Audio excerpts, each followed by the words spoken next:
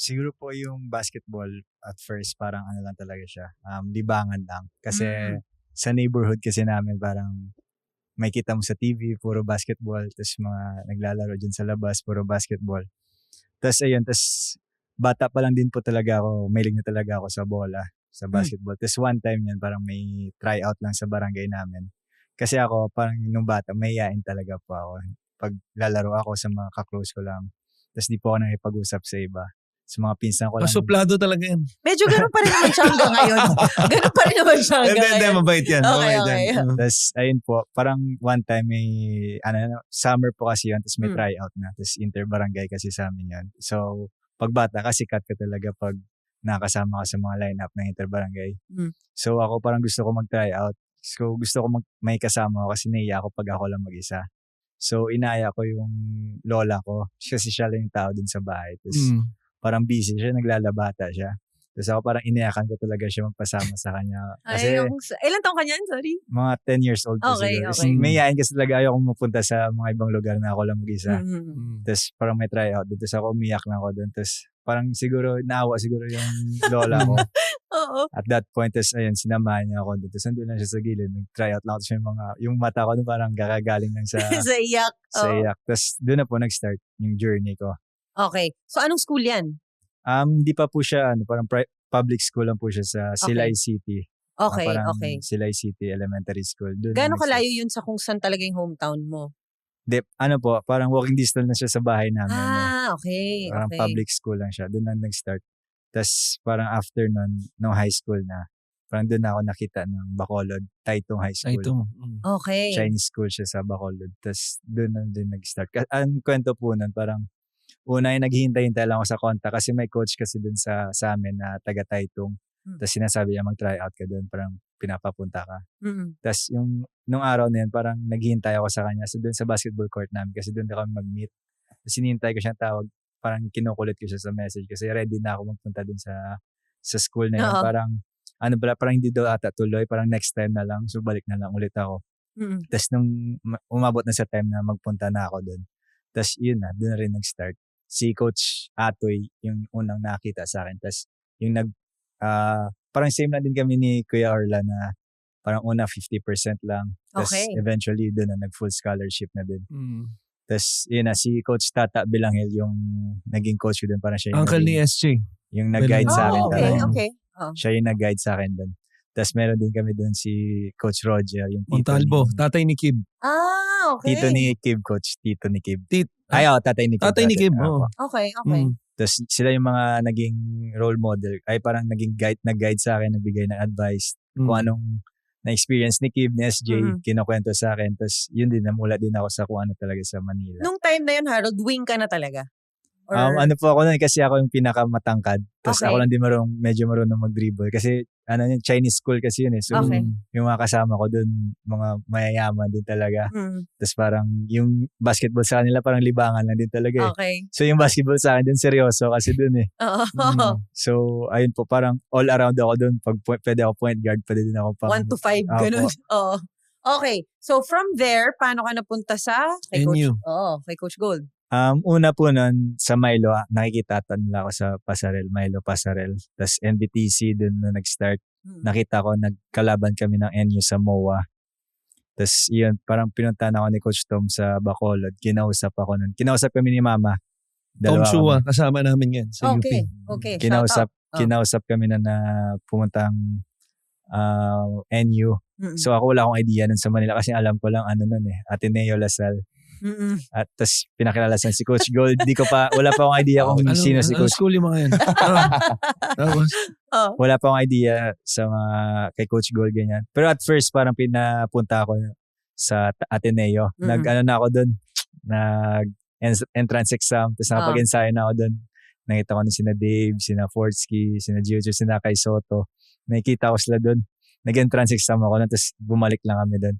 Bumalik lang kami ng Bacolod kasi parang gusto nga patapusin rin ako Doon sa school sa mo? Taytong. Pag-graduate din talaga ako ng high school. Okay. Doon. Tapos at first parang ayoko kasi sabi ng mama ko pumunta ka ng Manila kasi minsan lang yung opportunity na yan. Tapos ako ayoko kasi nga sabi ng coaches ko papag-graduate din ako ng ng high school. Tas ayun, nung gabing, parang nung whole day na yun, pinag-isipan ko talaga nun. Tas bigla na lang pumasok sa isip ko, sige ma, tara na. Tas ganun. Take ko na yung chance. Tas may isa pang reason ba't ako pumayag din sa Manila kasi may NBTC All-Star nun. So, NBTC 24 pala. Ako, si Nash, tas yung mga ibang kabatch namin. Naglaro kami sa Manila nun. Tas syempre mga taga Manila kalaban namin. Tas kasama ko si Nash nun sa isang team. Tas nakakalaban namin mga Manila. Ang kanyang BFF, by the way. Kinuwento rin ni Nash dito yan. Oo. Di ba? Naalala mo? Oo. Tas Okay. at that, parang yung point na yun, parang nakita namin Nash na parang kayang-kaya na din namin makipagsabayan dito sa Manila. Tas yung ano na yun, yung moment na yun, naalala ko pa talaga yun. Vivid pa sa akin yung memory na yun na si Nash nag-free throw. Tapos sabi niya, tara Rod, 10 na tayo. Gawa na siya sa akin. Okay. Kasi dalawa kami nung kinuha sa NU. So, kumbaga, yung sinasabi mong nagpunta ka ng Ateneo tapos nakita mo sila Dave, sila Fortsky, anong naramdaman mo nun na parang andito yung mga... Yung katawan ko, sobrang payat ko pa talaga nun. Parang Okay. na ano din Huwag ka ako. mag-alala, Rod. Papadala ko ng mga litrato sa kanila. Marami ako. Na-intimidate kasi ako nun kasi parang ready na talaga sila sa big Manila stage, talaga. kumbaga. Oo. But obviously, no, the group of Coach Gold has produced so many stars, di ba? Nung sabi mo nga hindi mo pa alam kung sino si Coach Gold tsaka kung ano yung kaya niya gawin for players, ganyan. Nung eventually na-realize mo na parang ito pala yung organization ni Coach Gold, ito pala yung kaya niyang i-offer for us players, ano yung mga nasa isip mo? Yung first ensayo ko kasama NU, una weights lang. Kasi akala ko tapos na. Okay. Yun pala may ensayo pa. Oo. Tapos nagulat ako doon, parang yung galaw kasi nun sobrang bagal pa. Tapos sinisita ako ni na Jerry, ni na Raylan. Sila nung naging kuya-kuyahan ko nung pagdating ko ng NU. Okay. Tapos sinisita na, uy, bawal yan dito. Dapat every galaw mo, madiin talaga. Okay. Tapos ako, syempre binibilisan ko kahit konting galaw, nakakapagod na pag, di ba, pag binigay mo yung 100% mo, nakakapagod din talaga pag di ka sanay. Tapos ayun, eventually, tapos si Coach Gold yung naging talaga, parang second tatay ko na dito sa Manila. Siya yung nag-guide sa akin.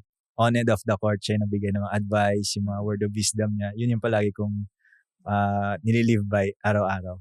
And obviously, nag-carry over yun sa UP UP. Fighting Maroons. Okay, so yung journey mo, Harold, from NU, parang ayaw niyo magtanong bigla eh. Oo nga eh.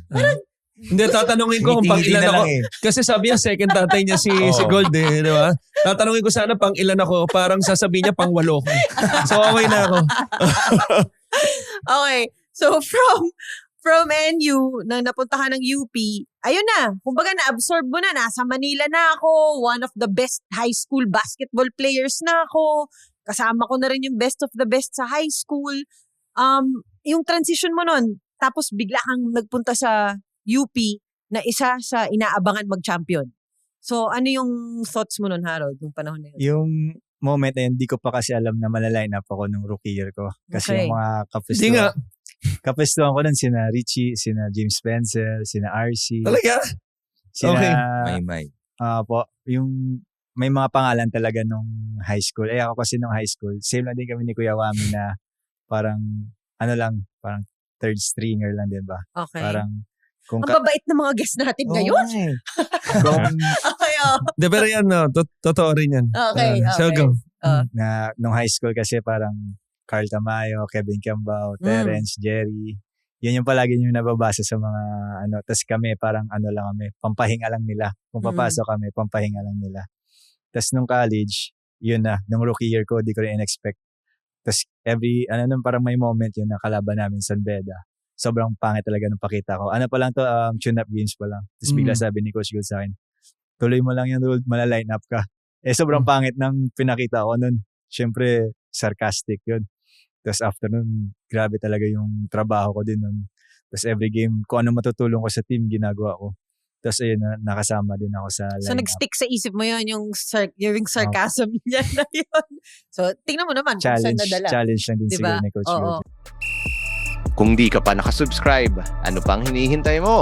Bawat episode, bawat laro, bawat kontrobersya sa MPBL, nandito kami para harapin lahat. Hanapin ang Rebanse sa Spotify, Apple Podcasts, at YouTube. Kung may gusto kang sabihin, may issue kang gustong harapin, o may rebanse ka sa sinasabi namin ngayon, mag-subscribe, i-share, makiisa sa usapan.